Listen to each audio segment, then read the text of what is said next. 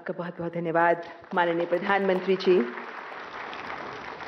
आज सबसे पहले पूसा संस्थान की इस पवित्र धरा पर मैं अपनी और आप सबकी ओर से हमारे प्रिय प्रधानमंत्री जी का हृदय से स्वागत करता हूं, अभिनंदन करता हूं। इस हाल में आने के पूर्व प्रधानमंत्री जी ने 1.5 घंटे से ज्यादा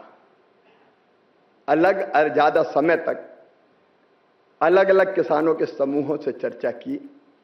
उन्हें दलहन उत्पादक किसानों से चर्चा की, उन्हें पशुपालन और मछली पालन करने वाले किसानों से चर्चा की, एफपीओ से चर्चा की, आईएएफ के अंतर्गत अलग अलग तरह की संरचनाएं जो फसल उपरांत प्रबंधन के लिए जरूरी है उनके प्रतिनिधियों से चर्चा की।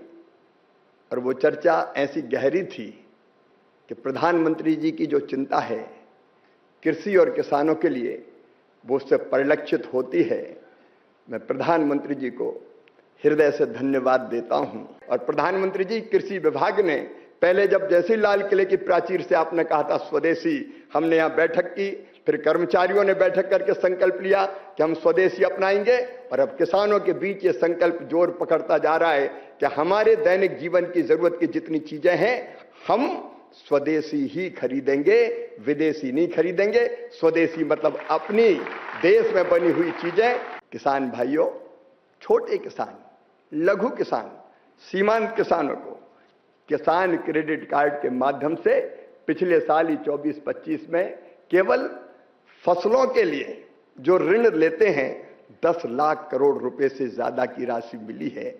और जब से माननीय प्रधानमंत्री जी आए हैं 1,62,000 करोड़ रुपया ब्याज की सब्सिडी के किसानों के खाते में डाला जा चुका है।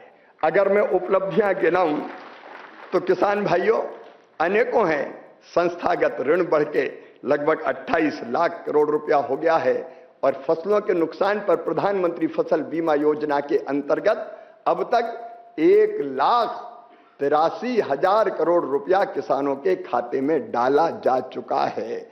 और इसलिए मैं प्रधानमंत्री जी को हृदय से धन्यवाद देता हूं। प्रधानमंत्री जी के नेतृत्व में पिछले 10-11 सालों में खाद्यान्न का उत्पादन रिकॉर्ड बढ़ा है 40% से ज्यादा।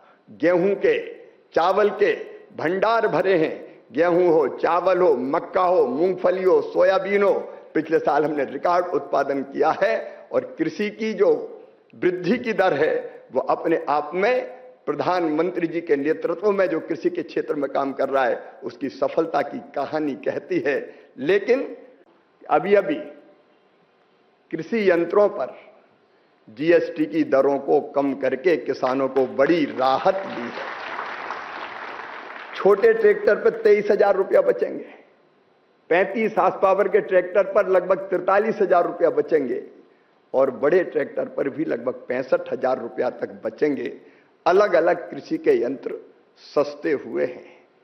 प्रधानमंत्री जी, हम आभारी हैं, धन्यवाद देते हैं आपको। किसानों का हित आपके लिए सर्वोपरि है और इसलिए इसी मंच से आपने उद्घोषित किया था कि देश के हित सबसे ऊपर है और किसानों के हितों के साथ कोई समझौता नहीं होगा। माननीय प्रधानमंत्री जी ने अभी आपने देखा रबी की फसलों की एमएसपी बढ़ाने का काम किया है।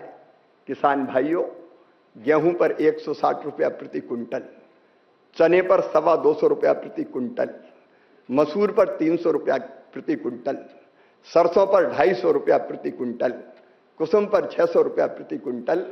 अभी प्रधानमंत्री जी ने एमएसपी बढ़ा के किसानों को उनकी उपज का सही और पूरा दाम देने का फैसला किया है।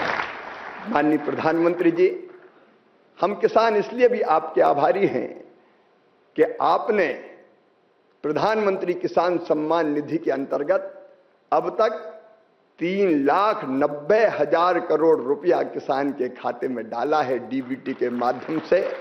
और आप 1 रुपया डालते हैं तो सीधे 1 रुपया किसान के खाते में पहुंचता है। माननीय प्रधानमंत्री जी, मैं किसान भाइयों को एक तथ्य और याद दिलाना चाहता हूं। यूरिया और डीएपी जिसका इस्तेमाल हम फसलों के उत्पादन को बढ़ाने के लिए करते हैं, पहले की सरकारें लगातार उनकी कीमत बढ़ाती रहती थी, लेकिन जब से प्रधानमंत्री बने हैं नरेंद्र मोदी जी, रेट तय है।